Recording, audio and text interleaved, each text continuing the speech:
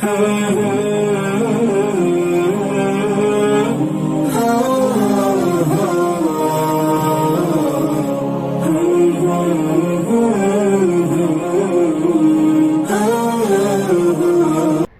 قاعده دا ښیي وایي په قرآن مجید کې په یوه کلمه کې اماله ده.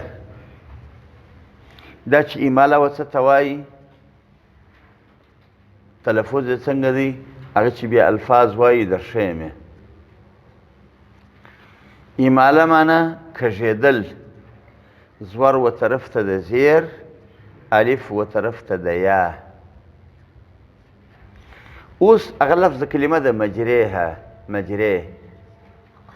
یو یې داسې ویل دي، یو یې داسې وینا ده، تلفظ یې داسې دی بسم الله مجراها، مجرا پر را باندې زور وروسته الف، دې تلفظ ته فتحه وایي، مجراها، په دې کې فتحه نسته. بل تلفظ یې بیا داسې دی چې لږ را ټیټ یو 10% یې کښته کې، بسم الله مجری ره ره، دې ته تقلیل او یا اماله صغرا وایي. بل یې دا چې نورې پسې ټیټه کې، بسم الله مجری ره ره ره ره، دې ته اماله کبرا وایي. صحیح شو؟ نو دا څنګه ویل کېږي؟ بسم الله مجریها و مرساها. یو دی بسم الله مجریها، مجری نسته پکښې، مجرا مجری مجری ری ری. دا په پښتو کې ډېر الفاظ لري دا اماله کبرا، لکه مثلا ته وه شلومبې، کمرې، مدرسې، دوې، درې، ارې، قلم لرې. بس اگر ده یو څوک شاته وایي داسې نه وایي چې ته قلم لري، څوک داسې وایي، څنګه وایي لرې. شلومبې، ته څوک وایي شلومبي، ستاسې حجرې، څه شي حجرې، څوک داسې وایي چې ستاسې حجري. بسم الله مجریها مجری. اوس دا پوره زور نه دی چې مجرا سي، او پوره زیر هم نه دی چې مجري سي، چې مجري مجری ری ری. اوس خبره دا ده چې دا خو نه پوره زور سو چې ډک وویل سي، دا نه پوره زور سو چې زور سو چې، او نه پوره زیر دی چې، نو څنګه بیا وایو؟ وایي درا د حرکت به زیر وبولو، اگر چې پوره زیر خو نه دی، ری ری. درا د حرکت به زیر وبولو او دارا به باریکه وایو. څلورمه قاعده د قواعدو څخه درا درای مماله. څه شي؟ مماله معنا هغه چې اماله پکښې سوې ده، رای مماله. مماله څه معنا؟ چې اماله پکښې سوې ده. نو رای مماله څنګه ویل کېږي؟ درا د حرکت به زیر وبولو، دارا به باریک ووایو. هغه کلمه ده د مجریها، بسم الله مجریها مجری مجری. اوس څه خلاصو؟ دا کلمه چې به دا په صرفو کې هم راځي، په دا صرفو کې چې به دا کلمه وویل موږ مولوي صاحب دا نو څنګه ویل کېږي؟ ول دا نو موږ نسو ویلی. څه شي؟ موږ ولې نسو ویلی؟ ول موږ عجم یو. موږ په دې لفظ هم سر نه خلاصوي چې د عجم څه معنا؟ ولې عجمي معنا یعنې ګونګیان، عجمي معنا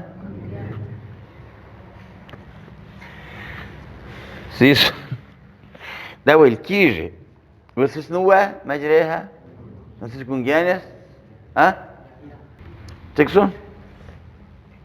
نو دا لفظ دی ده، لفظ دی ده مجریها. سبا چې تاسې روي څنګه به وایاست؟ څلورمه قاعده د را دا ده رای مماله چې په قرآن مجید کې راغلې ده، د را هغه حرکت به زیر وبولو، را به باریک ووایو. هغه کلمه ده مجریها. بس ختم. پنځمه قاعده، پنځمه قاعده دا ده، ګورئ پر یو کلمه چې سړی ودرېږي، پر یو کلمه چې عموما قاعده دا ده چې هغه به ساکنه وي.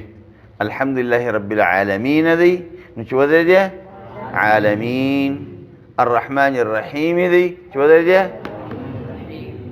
دې ته وقف بالاسکان وایي. اسکان دا معنا چې هغه شی ساکن کې. ساکن معنا حرکت یې څنګه ختم کې وي غورځي. صحیح شو؟ وقف ځان ته یو دوې درې طریقې نورې هم لري. د یوه نوم وقف بالروم دی. د یوه نوم وقف بالروم عموما نه کېږي، خو کله کله د ضرورت پر بنیاد باندې کېږي. وقف بالروم بیا دې ته ویل کېږي چې مثلا زیر یا پیش وي پر یو حرف باندې، دغه زیر یا پیش درېیمه حصه ښکاره سي. دغه هو دې ته وایي. اوس نو که پر یو کلمه باندې موږ ودرېدو او په آخر کې راوه وإلى الله المصير او موږ دا غوښتله چې پر دې باندې پیش ښکاره کړو، چې پر دې باندې یا زیرو باندې زیر، نو درېیمه حصه چې ښکاره کړو دې ته وقف بالروم وایي. دې ته وقف او روم چې دی په زور کې نه کېږي، په زیر او په پیش کې کېږي. نو اوس خبره دا ده چې روم چې وشي نو خو پیش چې و د پیش درېیمه حصه ښکاره کېږي او که زیرو نو دغه خبره کوي. دې ته بیا وایي رای مرامه. څه شي؟ یعنې هغه را چې وقف بالروم ورباندې وسي. نو که روم په پیش کې سوی و خو درېیمه حصه د پیش دې ښکاره کړې ده، نو را به څنګه وایو؟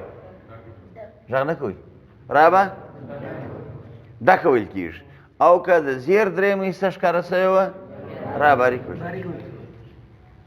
په خبر اوس پوه شوست؟ اوس بیا ته څنګه یادوئ؟ داسې ووایاست پنځمه قاعده د را دا ده، پنځمه قاعده د رای مرامې ده. رای مرامه. که موږ پر یو کلمه باندې ودرېدو وقف بالروم مو وکړي او په اخر کې را وه را، نو مو که روم په پیش کې کړی و نو را به، او که مو روم په زیر کې کړی نو را به. پنځمه قاعده د را دا ده که موږ پر یو کلمې باندې ودرېدو چې په اخر کې را وه او پر هغې باندې موږ وقف بالروم وکړي، نو که وقف په پیش کې سوی و یعنی په وقف بالروم کې ما قبل یا د ما قبل ته نه کته کېږي. د را و خپل حرکت ته کته کېږي. بس د را دا پنځه قاعدې به ختم شوي. اوس باید په قرآن مجید کې تاسو ته هره را معلومه سي. هره را سره کښېني. دا بعضې ملګري زاړه ملګري دوی ته لږ اجرا وکړي په قرآن کې. اوس دا ډکه ویل کېږي، وقف باندې وکړي، اوس نو تشه ویل کېږي، روم وکړي، هر څه چې مو دا شان ور وښیاست. دا پنځه قاعدې شي بس.